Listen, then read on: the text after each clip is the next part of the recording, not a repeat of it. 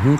Claudio, pasamos a otros datos también que entrega esta encuesta de clima social centrada en la masculinidad, y hay datos que no dejan de llamar la atención. Por ejemplo, que hay una incomodidad masculina frente a los cambios sociales. ¿Qué significa esto? Mira, quisimos colocar este tema porque ha estado en debate en los últimos años respecto de la igualdad de género, respecto de el tipo de relación entre hombres y mujeres que se ha dado en el último tiempo. Han habido avances importantes legislativos sobre acoso sexual, sobre abuso, todo lo que tiene que ver sobre la inserción de las mujeres en el trabajo remunerado y cómo eso cambia espacios de relación en el trabajo, por ejemplo. Entonces queríamos preguntar si eso tiene un efecto en las relaciones sociales, y nos llamó la atención de, primero, que todavía hombres y mujeres consideran que los hombres somos machistas. O sea, ese es como el primer elemento. Tanto hombres como mujeres todavía nos consideramos machistas. Pero hay sí cambios importantes, por ejemplo, en tema de corresponsabilidad con los hijos, cuidado de hijos. Hay una aceptación mayor social de que eso es responsabilidad mutua. Y eso es interesante en términos de que estamos en una transición.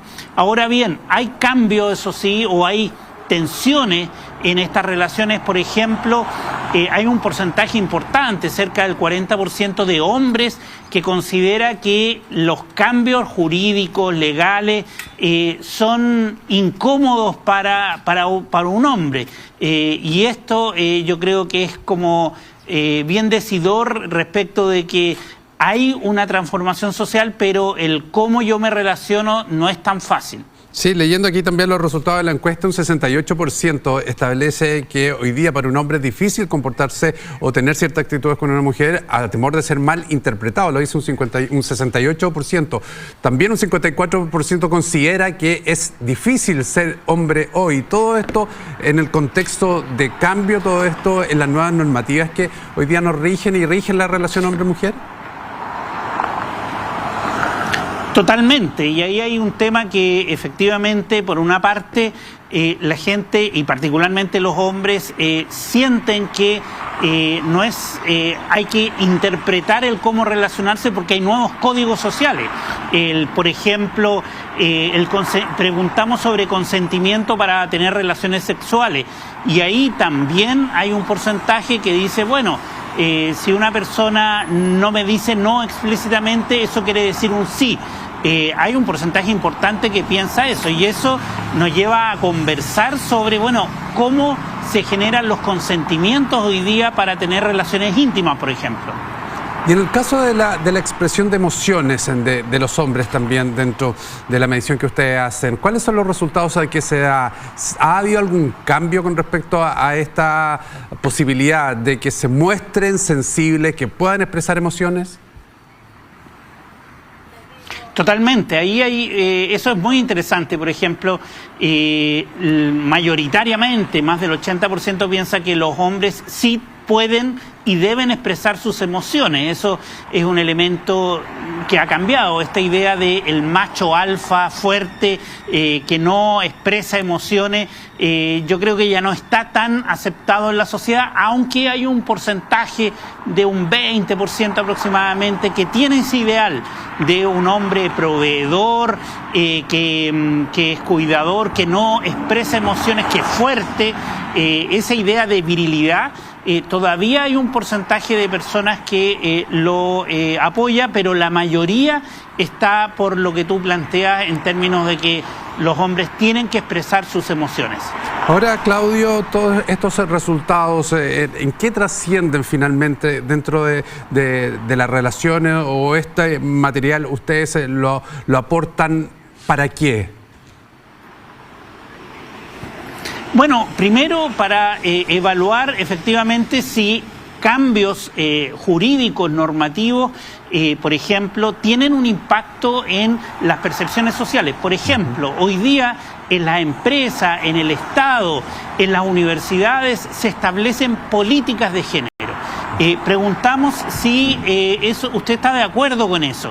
Y la sociedad se divide respecto de que existan políticas de género en la empresa, en las universidades, y eso te habla de que esta aceptación social no ha sido tan fácil como pensamos, y por lo tanto eso nos lleva a plantear que se requiere educación, que se requiere mayor conversación social sobre, cómo nos relacionamos, cómo nos saludamos, qué significa o cómo yo interpreto una señal que me da una mujer o un hombre dándole una señal a una mujer. Entonces, esos son los elementos que yo creo que se ponen en debate. Adicionalmente, esto tiene que ver también con la política, porque, por ejemplo, hay cierto tipo de hombres que apoya cierto tipo de candidatura, y eso también lo estamos cruzando ahora para ver si hay ideales tipos de, por ejemplo, machos alfas que apoyan ciertas candidaturas.